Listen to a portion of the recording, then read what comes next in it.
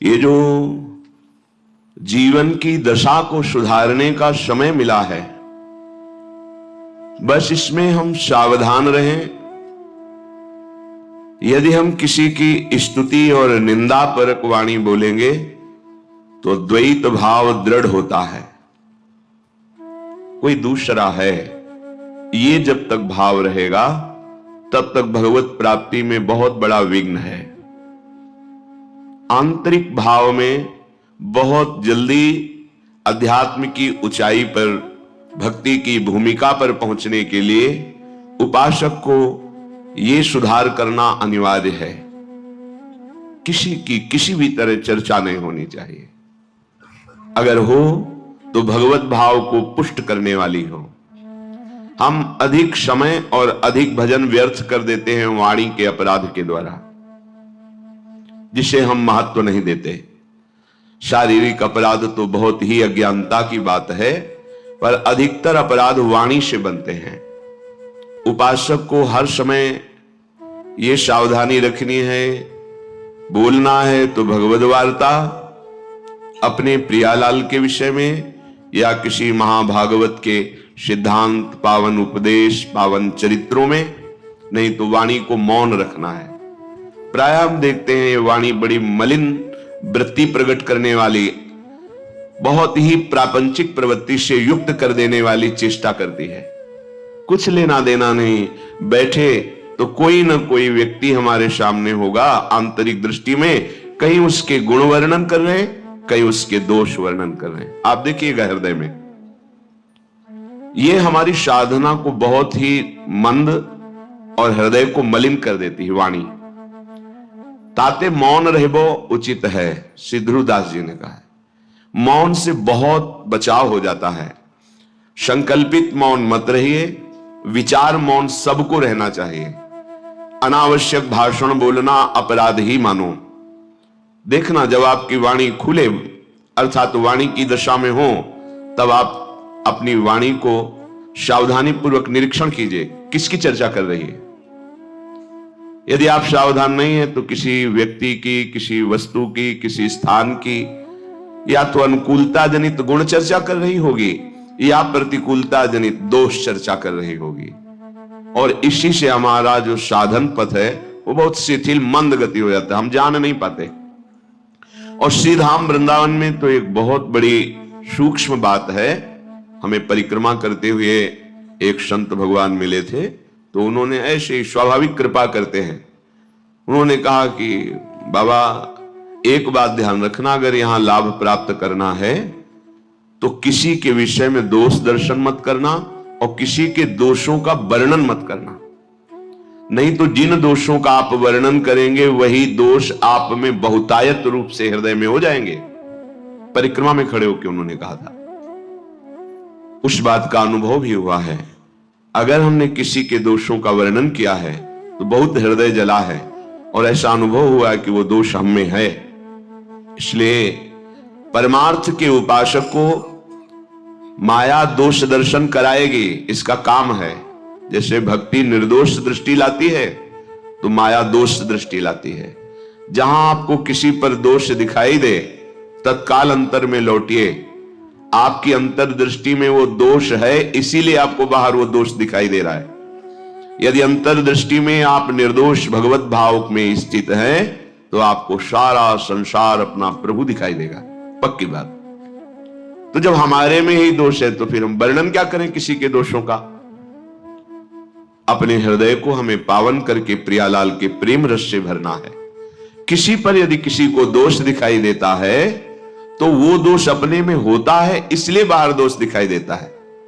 ये बड़ा अहंकारी है, ये व्यभिचारी है, ये पापी है, ये नीच है, तो सच्ची मानिए आपके अंदर वो वृत्ति है, तभी आप बाहर उस वृत्ति का दर्शन कर रहे हैं। नहीं तो देखो, महापुरुषों ने देखा अपने आराध्य देव को, जित देखो तित श्याममय, और कह रहे श्री राम में सब जग जानी, वो कह रहे सलवम खलमिदम ब्रह्म। तो इसका मतलब हमारी वृत्ति दूषित है। तो तेरे भावे जो करे भलो बुरो संसार, नारायण तू बैठ के अपनो भवन बुहार। हमें अपना हृदय पावन करना है, जिससे हमारे प्रिया प्रीतम हमारे हृदय में आकर विराजमान हो जाएं। ये गौर श्याम जोरी हर समय मंद मंद मुस्कुराती हुई लीला परायण हमारे हृदय निकुंज में सदैव लीला करे। हमें यही आराधना का फल प्राप्त करना है, पर हम सावधान नहीं रहते। वाणी को हम एकदम खुले हुए हैं और ये नहीं सोचते कि बड़ा सा बड़ा अपराधी शिष्य बन जाता है। बहुत विचार पूर्वक वाणी बोलिए और उसमें देखिए कि प्रिया प्रीतम है कि नहीं आपकी वाणी में। गुरुदेव, भगवत प्रेमी महापुरुष, इनकी चर्चा है कि नहीं? नहीं है, मौन हो जाइए। आप भगवत प्राप्ति के मार्ग में चले हैं, अब आप अगर चूक करेंगे तो फिर ये वाणी का अपराधी आपको धाम की जो महिमा है उसमें डूबने नहीं देगा। आपसे हृदय की बात कहते हैं। यहां साधन कम और लाभ बहुत ज्यादा मिलता है। धाम है ना, अगर कुछ भी साधन ना हो, केवल आपसे असाधन ना बनने पावे, तो स्वयं आध्यात्मिक उन्नति आपकी यहां वास करने मात्र से होने लगेगी। आप में दिव्यता आने लगेगी, क्योंकि आप धाम वासी हैं। आपके मन की मलिनता, चंचलता, विषय प्रियता, ये सब धाम की कृपा नष्ट करने लगेगी। पर धाम में रहते 20 वर्ष हो जाते हैं और हमारी आध्यात्मिक उन्नति नहीं होती, भगवत प्रेम प्रकाशित नहीं होता। उसका कारण है असाधन। जहां वाणी से असाधन हुआ कि वो क्रिया में परिणित हो जाएगा। वही दोष जो आप दूसरे पर देख रहे हैं, दूसरों का दोष आप निंदा रूप में वर्णन कर रहे हैं, वही आपके हृदय में जागृत है। पक्का है, हमने देखा है, अपने हृदय में देखा है, संतों की वाणी का अनुभव किया है।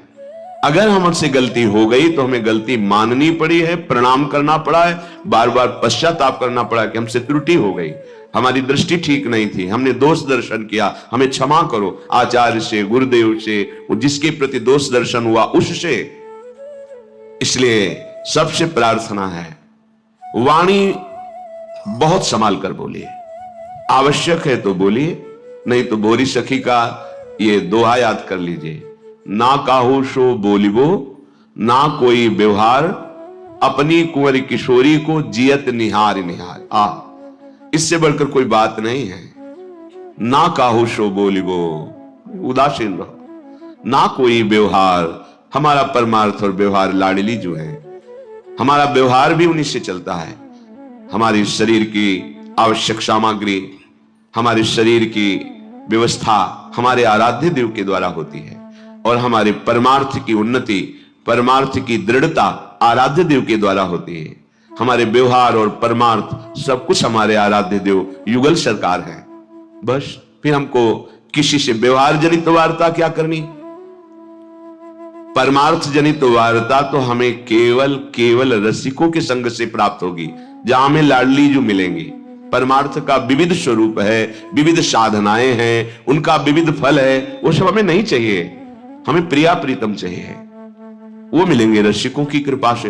तो अगर हमें परमार्थ संबंधी वार्ता करनी है तो इष्ट मिले और मन मिले, मिले भजन रस रीति, तहां निशंक होए मिलिए, तासो कीजे प्रीति। बहुत मिले सो संग नहीं। बहुत प्रकार के भक्त जन हैं, बहुत प्रकार की भावना वाले जन हैं। हम बहुतों का संग करेंगे तो हमारे विचार में, हमारे भाव में संक्रामक भाव आ जाएगा। इष्ट प्रियता, इष्ट की आराधन की रस रीति, वो हमें रसिकों से प्राप्त होगी। तो बस प्रेमी रसिकों से संभाषण करना भजन है, अन्य मौन रहना। अगर हमारा ये बात करने का स्वभाव नहीं बदला ना, जो मिला उसी से खड़े बात कर रहे हैं, या जो पास आया निंदा स्तुति, बहुत जल्दी अंतःकरण मलिन होता है।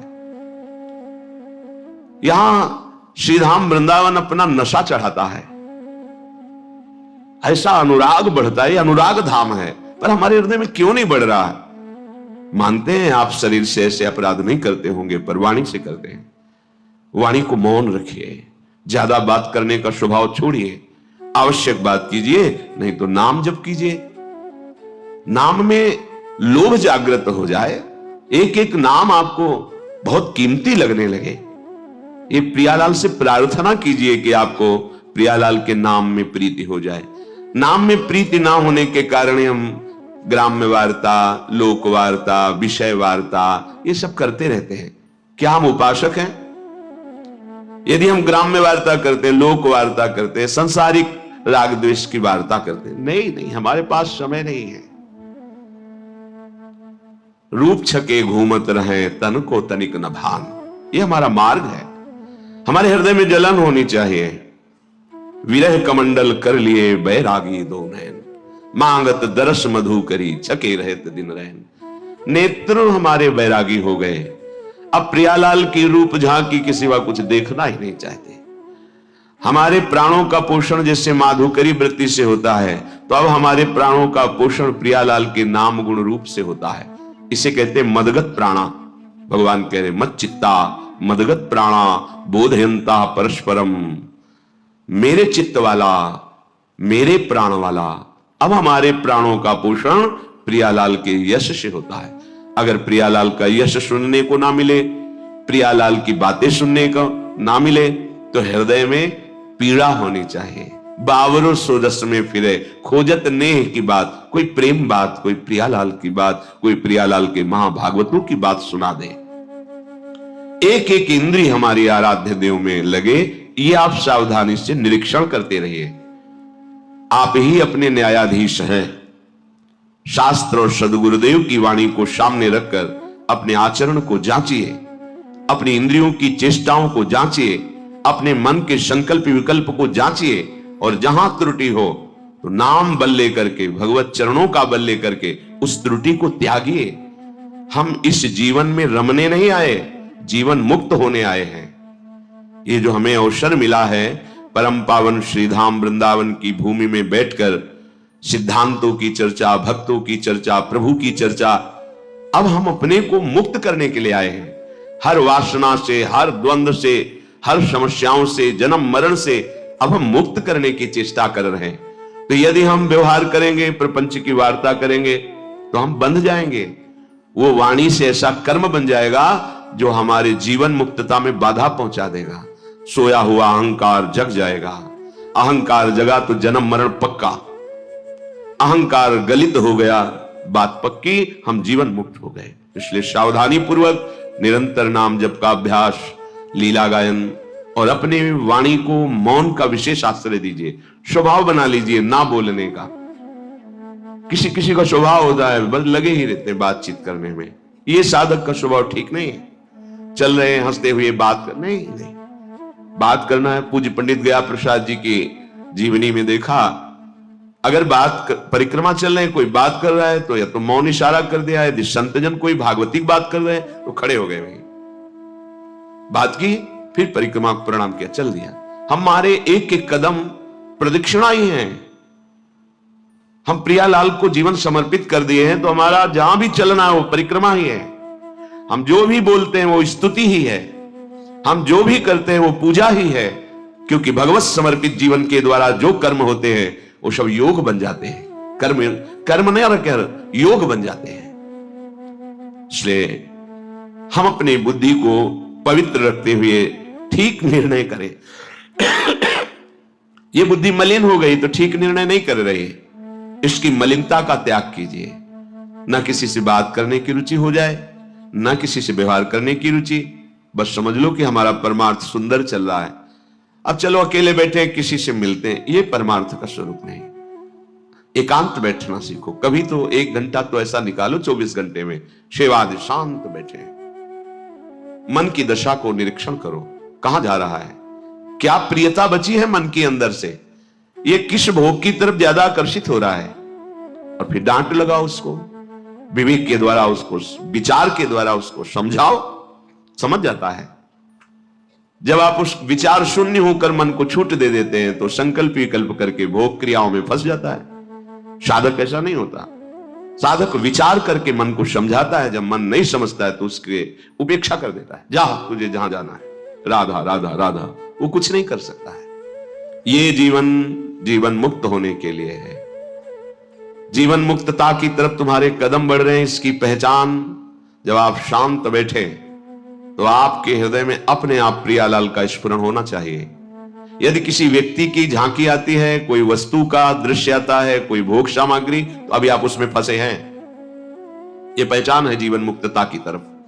कोई चाह नहीं, अन्य कोई स्मृति नहीं, एकमात्र। कल सुना महर्षि मार्कंडेय जी 6 मनवंतर तक एकाग्र चित्त होकर भगवान के चिंतन में, एकाग्र 6 मनवंतर, कितना समय होता है, युग नहीं मनवंतर। हम 6 घंटे भी एकाग्र नहीं हो सकते, तो हम प्रयास तो करें ना। जब हम कहीं एकांत बैठे हो, क्रिया रहित तो हमारी वृत्ति कहां है? मोबाइल में है, मोबाइल के नंबरों से संपर्क में है, या कोई भोग क्रिया का चिंतन, या कोई भोग सामग्री का चिंतन, या किसी रिश्ते नाते व्यक्ति का चिंतन। ये हमारे लिए बहुत बंधन है, अंदर की बात। तत्काल इसको काटना सीखो। नहीं नहीं। और श्यामा श्याम राधा वल्लभ श्री हरिवंश चिंतन, ये आपकी आंतरिक सुधार की बात है। आपको आंतरिक आनंद का अनुभव होने लगेगा, हृदय कृत्यता का अनुभव करने लगेगा। फिर किसी के उपदेश की आपको जरूरत नहीं रहेगी। आपके चित्त का समाधान हो गया तो पवित्रता आपके रोम रोम में, आनंद आपके रोम रोम में। वो तो भक्तजन रंजन प्रभु है, उनकी चर्चा सुनना व्यसन हो जाता है, भक्तों की चर्चा सुनना व्यसन हो जाता है। अब उसको कोई जानकारी नहीं चाहिए, उसके चित्त का समाधान हो गया है, केवल अपने प्रभु में लगा हुआ है। ये बड़े बड़े ऋषि मुनियों, संत महात्माओं और शास्त्रों की सार बात आपको बता रहे हैं। जब आप एकांत बैठे, तो यदि आपके एकांत चिंतन में कोई व्यक्ति आ रहा है तो आपका राग है या द्वेष है? कोई वस्तु, कोई व्यक्ति, कोई स्थान, कोई घटना, कोई परिस्थिति, यही मन फेंकता है। अभी आप जीवन मुक्तता की तरफ नहीं है। काटिए उसको, उदासीन होइए, विचार के द्वारा उसको रोकिए, रुक जाता है, शांत हो जाता है मन। जब उसको डांट लगाओ तो शांत हो जाता है।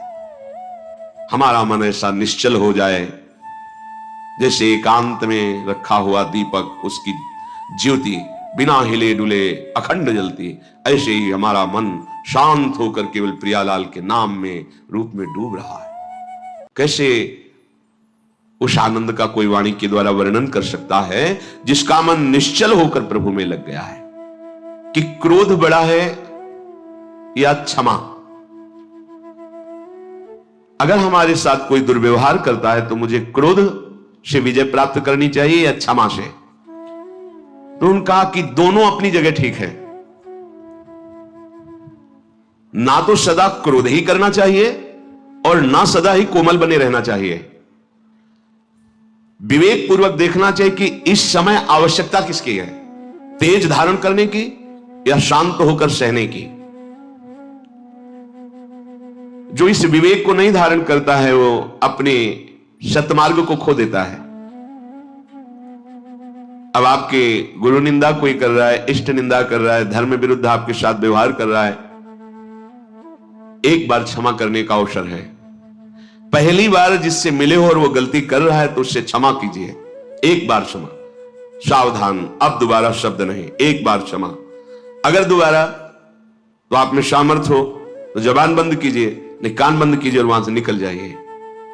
दंड देने की सामर्थ्य अपने लोगों में नहीं है, क्योंकि ईश्वर दंडधारी है, हम उनके दास हैं, वो देख लेंगे। अपने को हट जाना चाहिए। उस सभा में, जिस सभा में अधर्म बर्ताव हो रहा है, यदि आप बैठे रहे तो उसी अधर्म के आप भी भागी बनेंगे। जिसमें संत निंदा हो रही, भगवत निंदा हो रही है, अगर वहां आप चुपचाप बैठे हैं, विरोध नहीं कर रहे हैं, तो वही पाप आपको भी लगेगा जो निंदा करने वाले को लगेगा। इसलिए या तो उठ के वहां से चल दें और या फिर उसका विरोध करें, सभा में खड़े होकर उसका विरोध करें कि आप ऐसा नहीं कर सकते। इसके करने से आप पाप से बच जाएंगे। अवसर देख करके कभी कभी शांत होना पड़ता है और कभी कभी भयंकर रूप भी धारण करना पड़ता है। इससे वो अपने परमार्थ को बचा लेता है।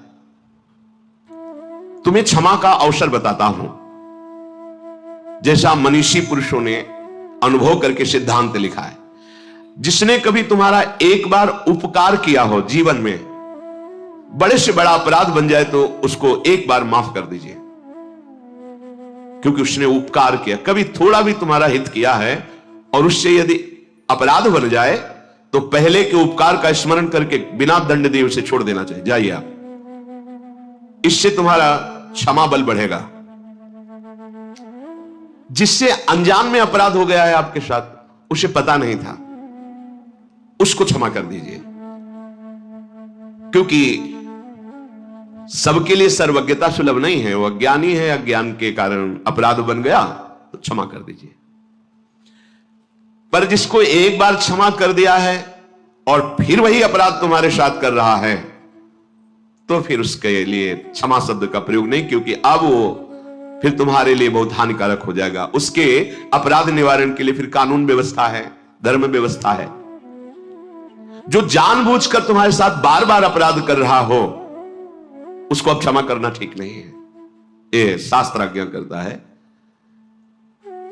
एक बार क्षमा कर दिया शास्त्राबाहु अर्जुन को।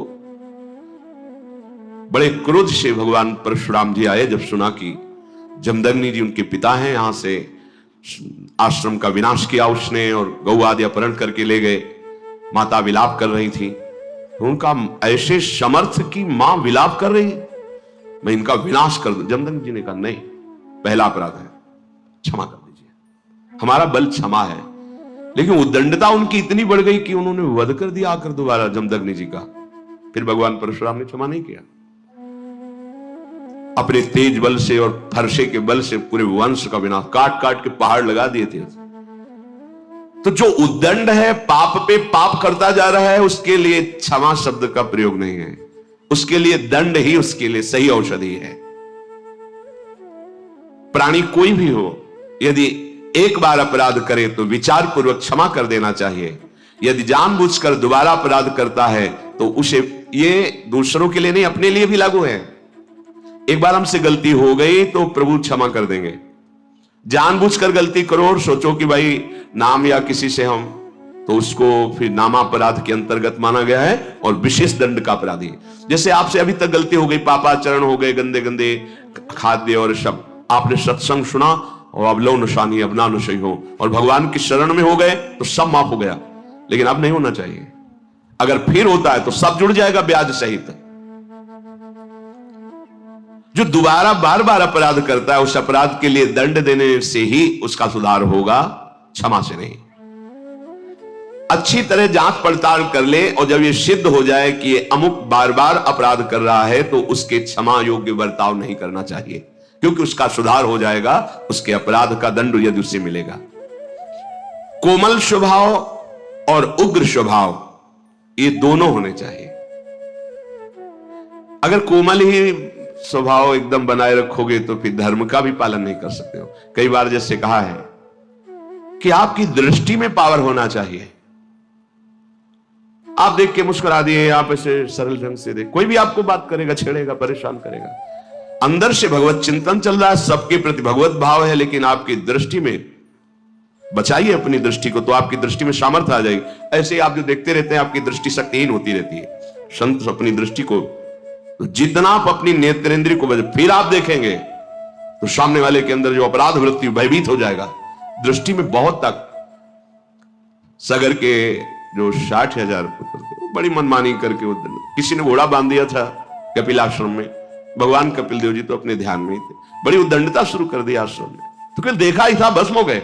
संकल्प नहीं किया था, ऐसा शास्त्र में लिखा है। उन्होंने संकल्प किया हो जाओ भस्म, ऐसा कुछ नहीं, केवल देखा ही था, भस्म हो गए। उन्हीं के उद्धार के लिए तो भागीरथी गंगा जी का प्रादुर्भाव भूतल पर हुआ। तो सदैव कोमल स्वभाव नहीं रखना चाहिए।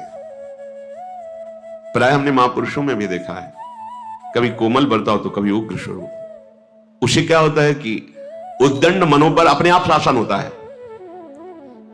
बहुत दयालु हैं, बहुत कृपालु हैं, बहुत करुणामय हैं, तो आप देखो तुम्हारे मन की दशा क्या। अरे कुछ नहीं, 2 मिनट के बाद तो देखते हैं ना। और जब ये पता है कि अगर तो फिर हमें दंड मिलेगा, निष्कासित कर दिए जाएंगे, नाना प्रकार का क्लेश मिलेगा, तो मन भयभीत होकर सतमार्ग में चलता है। इसलिए भगवान का कभी शांत स्वरूप देखा जाता है, कभी उग्र स्वरूप देखा जाता है। इसलिए कभी गुरुजनों को भी देखा जाता है कि बहुत शांत है, तो कभी बहुत दंड विधान पे लागू कर दे, जब बाहर ताला लगा ले, बात नहीं करनी, नहीं अंदर प्रवेश निषेध, ऐसा ऐसा। उसे मन को जो आपराधिक प्रवृत्ति में उत्साहित हो रहा था, वो भय लगा और सतमार्ग में चल दिया। यद्यपि कोमलता बहुत ही साध्य विषय है, हृदय कोमल रखना चाहिए, पर हर समय बाहरी मृदुता ठीक नहीं है। जब बचाने के उद्देश्य से दमयंती जी को छुआ तो कुछ नहीं हुआ, और जब काम वासना तुमका सावधान कदम आगे नहीं। अब साधारण भाव नहीं तुम्हारा, तुम्हारा काम भाव हो गया है। अगर कदम बढ़ाया तो तुम भस्म हो जाओगे, हम पहले तुम्हें बता रहे।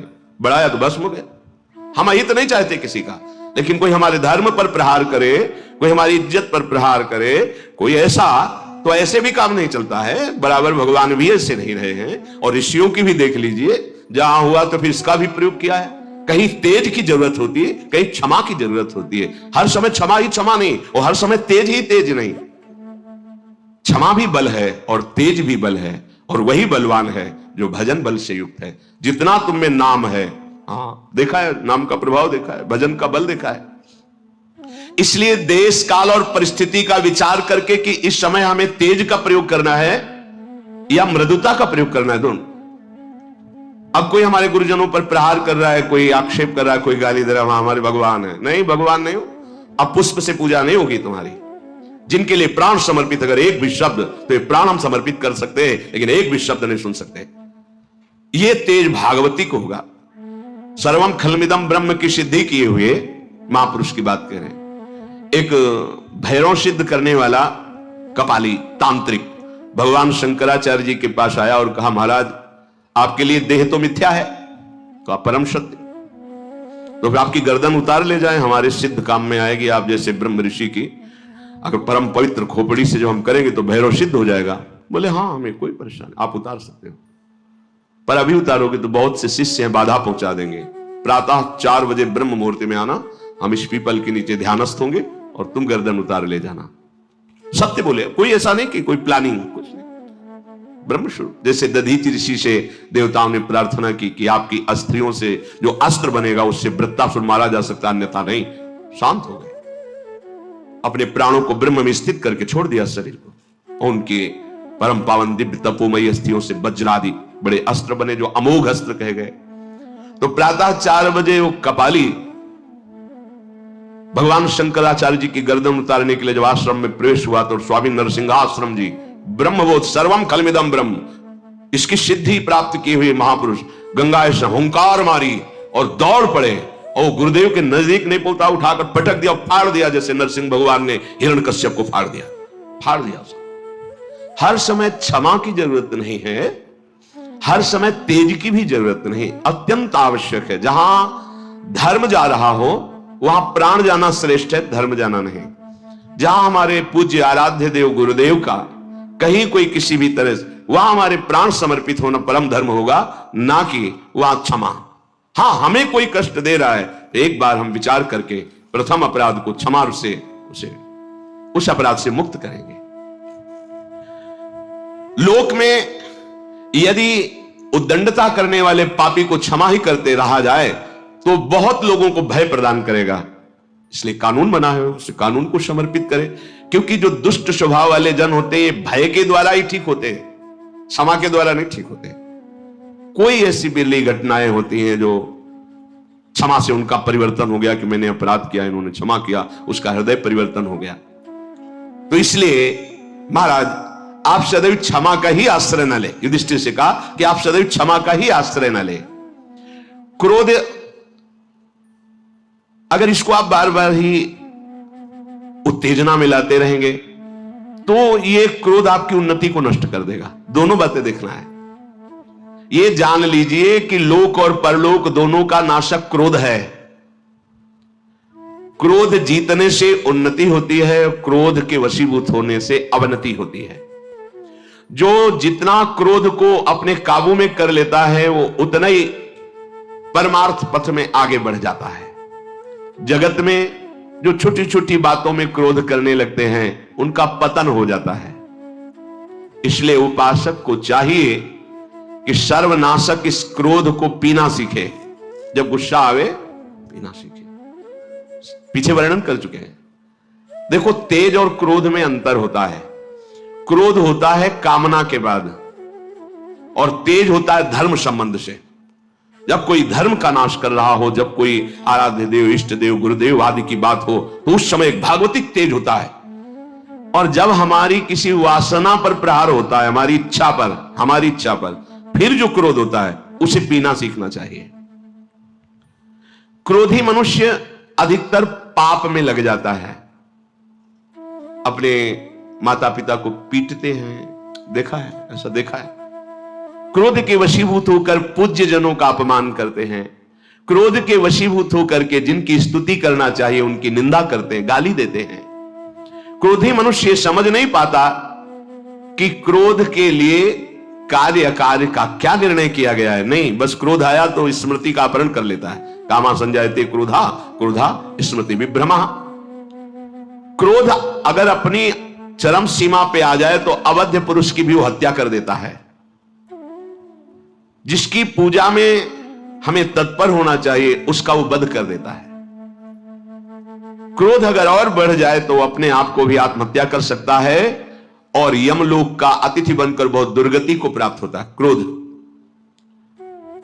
इन दोषों को देख करके उपासक को चाहिए कि इस लोक और परलोक में परम कल्याण के लिए क्रोध को जीतना सीखे। जब तुम परमार्थ में आगे बढ़ोगे तो तुम्हारा अध्यात्म बल बढ़ेगा, तो उसमें तुम्हारे अध्यात्म बल को क्षीण करने के लिए माया ऐसी रचना रचेगी जिससे तुम्हें क्रोध आवे। घटना, व्यक्ति, ऐसा क्रोध, ऐसा देखा भी जाता है, बहुत जल्दी क्रोध आना। अपने और पराये दोनों के हित का विचार करके स्वयं चिकित्सक बनकर अपने क्रोध की चिकित्सा कर लेनी चाहिए। यदि मूढ़तावश तुम क्रोध पे क्रोध ही करते रहे तो तुम्हें क्लेश भोगना पड़ेगा, तुम्हारे सुकृत नष्ट हो जाएंगे। चित्त को वश में करना उपासक का परम धर्म है, पर जो क्रोध का ही वर्ण किए रहता है उसका चित्त जलता रहता है। ये बड़ा दुष्ट स्वभाव है। शांति से बैठे हैं, चिंतन आ गया, 5 वर्ष पहले उसने ऐसा कहा था, क्यों कहा था उसने ऐसा, और जलन शुरू और बस गुस्सा, बहुत सावधान, राधा राधा राधा राधा राधा राधा, तुरंत हटाइए, राधा राधा राधा। उपासक के लिए सामर्थ्य यही कि अपने क्रोध को रोकना ही सर्वोत्तम साधना समझे। विद्वान उपासक शक्ति संपन्न होने पर भी क्रोध को प्रकट ना करे, शांत भाव से सहे। यदि क्रोध का प्रादुर्भाव बार बार बाहर करते रहोगे तो तुम आनंद के भागी नहीं बन पाओगे। इसलिए बलवान या निर्बल, विज्ञ या अनविज्ञ, कैसा भी व्यक्ति सामने आवे, यदि तुम्हारे सामने तुम्हें क्रोध दिलाने की चेष्टा कर रहा है तो तुम सह जाओ। बात समझना, जहां ना सहने की बात कही गई वहां संत शंभु श्री पद अपवादा, कही सुनीता आस मर्यादा, काटी जीव तासु जो बसाई, श्रवण मुद न चले पराई। भगवती उमा जी शिव पुराण में पढ़ा, बहुत कठोर तप में संलग्न है महादेव जी के लिए। ये सप्तऋषियों के बाद की बात है, जब सप्तऋषि गए उसके बाद की बात। तो भगवान महादेव जी एक ब्रह्म ऋषि के रूप में गए। तो ये सिद्धांत है कि चाहे आप आसन पे बैठे हो, अगर आपका ध्यान बाहर है और आपको पता चला कोई संत आया है तो खड़े हो जाना चाहिए आसन से। ये मर्यादा है, नहीं तो आपका तप क्षीण हो जाएगा। प्रणाम करो, चाहे भले छोटी अवस्था का हो, आपके सामने आया है वो अतिथि है, भगवत स्वरूप है, और आसन दीजिए और फिर मधुर वार्ता कीजिए, क्या सेवा करें आपकी, बस इतना। ऐसा ही भगवती ने किया, खड़े होकर प्रणाम किया, आइए विराजिए, क्या सम्मान करें, क्या स्वागत करें। होगा स्वागत की बात नहीं, हमने सुना महादेव जी को पति बनाना चाहते हो, हाँ ये तो हमारा दृढ़ निश्चय है। तो क्या है उस भूत भावन में, चिता की भस्म लगाता है, भूतों का सरदार है, ना कोई महल है ना कोई व्यवस्था है, आप इतनी सुंदर, और उनको गले में मुंडों की माला, सर्प की माला, जटाजूट का बवंडर भस्म लगाए घूमता है, उसको तुम पति वरण करना चाहती हो। भगवती ने कहा बस बस बस। यदि आपको आतिथ्य रूप में स्वीकार ना किया होता तो पहली दृष्टि में ही तुम्हें भस्म कर देती, तुमने हमारे प्रीतम की निंदा की, बस अब